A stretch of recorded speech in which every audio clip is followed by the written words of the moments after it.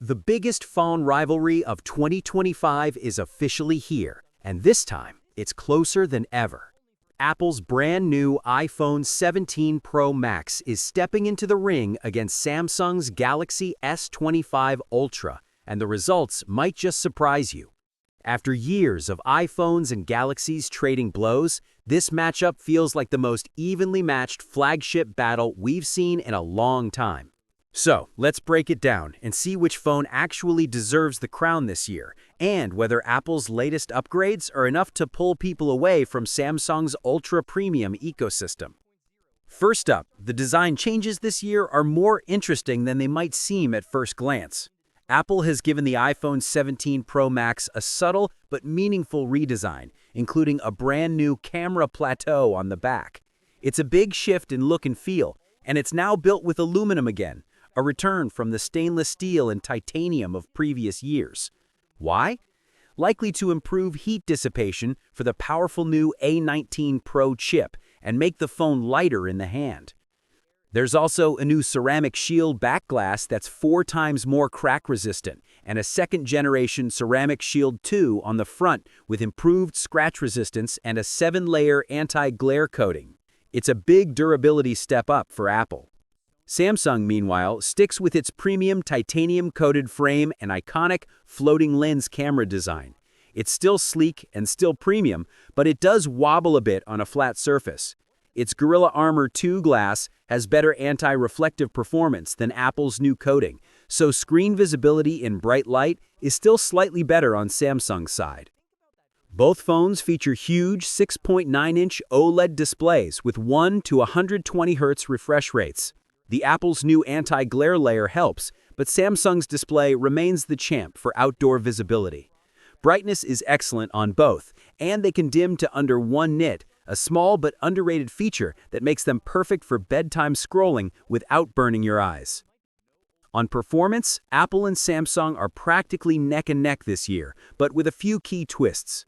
Apple's A19 Pro chip paired with a new vapor cooling chamber means sustained performance has improved dramatically. In benchmarks, the iPhone 17 Pro Max dominates single-core tests, while multi-core scores are almost identical between the two. For graphics, Samsung's Snapdragon 8 Elite for Galaxy starts strong but throttles faster. Apple's vapor cooling pays off. It keeps performance high even under prolonged load, which could make a difference for gamers and power users. Storage options are also a talking point. Apple now goes all the way up to 2 terabytes, while Samsung caps out at 1 terabyte. And when it comes to software, both bring strong features to the table. iOS 26 introduces a fresh liquid glass design with new transparency effects, dynamic wallpapers, and a cleaner camera app. There's also real-time live translate for calls, call screening, spam filtering, and more advanced Maps and Photos apps. Samsung's One UI 7 with Android 15 leans heavily into AI, with Google Gemini built in.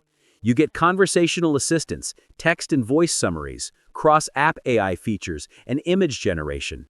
And Samsung promises 7 years of updates, outpacing Apple's usual 5. Now, cameras, the part everyone wants to know about. Apple's triple 48-megapixel Fusion system uses sensor crop-in tech to simulate multiple focal lengths and now supports up to 8x lossless zoom and 40x digital. Samsung counters with 4 rear cameras, including a 5x telephoto lens and up to 100x digital space zoom.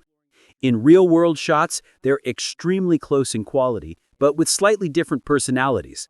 The iPhone leans warmer and more vivid, while Samsung tends to go cooler and more contrasty.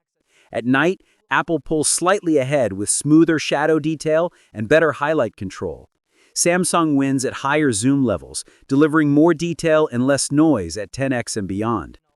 Ultra-wide shots, interestingly, are more saturated on Samsung, while Apple's new square selfie sensor offers more flexibility and great detail, though with its signature warm tone.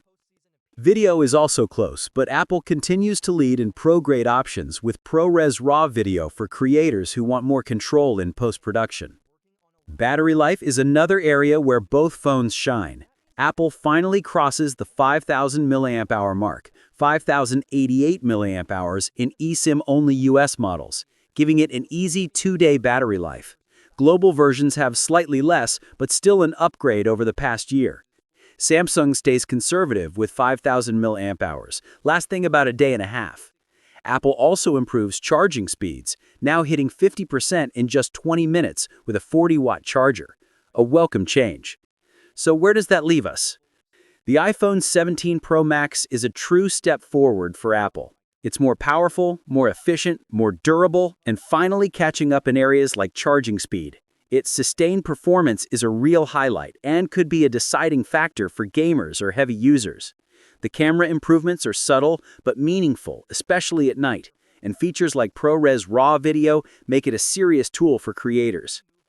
The Galaxy S25 Ultra, on the other hand, is still a beast, especially with its AI features, massive zoom range, and excellent display. It's also 8 months old now, and that's worth keeping in mind. If you can find it on sale, it's still one of the best phones you can buy. But Apple's new flagship shows just how much ground Samsung will need to cover with the S26 Ultra coming in a few months. In the end, it's less about one phone crushing the other and more about two brands pushing each other harder than ever. If you want the most cutting-edge hardware and peak performance, the iPhone 17 Pro Max might have the edge. But if you care more about smart features, AI tools, and extreme zoom, the Galaxy S25 Ultra still stands tall. Either way, the real winner here is us, because the smartphone rivalry of 2025 just raised the bar for everyone. What's your thoughts on this? Let me know in the comments section. See you in the next video. Take care.